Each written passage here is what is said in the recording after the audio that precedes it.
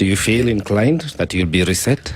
Resetting Kenya is not a political ideology. Right. And I talked about political ideology, that you must be anchored on something. What is your promise? You can't just say reset. Yeah. You must be able to really have tangible deliverables. When you say reset Kenya, what do you mean about the education sector? DCP must explain that when we say we are to reset Kenya, which setting is this that Kenya has that is wrong? No, with time, therefore, they want to reset. So we must be able to hear them on education. We must be able to hear them on foreign policy. We must be able to hear them on health. We must be able to hear what are their alternatives. Remember, we are coming from an opposition that was very well led by Raila Odinga. Remember those days when Raila would be able to tell us that when the budgets come out, and they would be able to say, this is our proposed alternative budget. When you're talking about the taxes, we are saying, fine, the taxes still need to be there because you must collect money, but this is what we think is our alternative.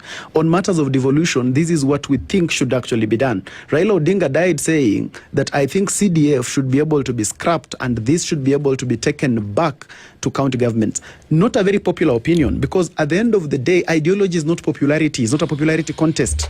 It's a depth contest. And that is where most opposition do not want to have this conversation. They don't want the depth conversation. I'm happy that my friend Wajiku says Kenyans are listening to DCP, and that is based on the number of by-elections they have won. Okay? So every place that DCP has won, the election was free and fair. Every place that they have not won. There are places where we've had a real fight. So the issue is this, that if, and I agree with her, that where they have won, it's true that Kenyans are listening to DCP. But in equal measure, then that will be able to mean that when you contrast DCP and UDA, Kenyans are listening more to UDA than DCP, because UDA has won the majority of the by-elections. If you were going by that formula. If you're going to buy her formula. Okay. If we're going by her formula, then Kenyans are actually listening more to UDA, because UDA has won more of those by-elections, including in the strongholds of DCP, or the so-called strongholds of DCP. Remember, DCP is celebrating a 30% penetration in the stronghold of their opponent.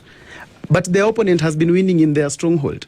So if you go by that argument, it simply means that they are actually succumbing to the reality that in truth, UDA is actually way ahead of them.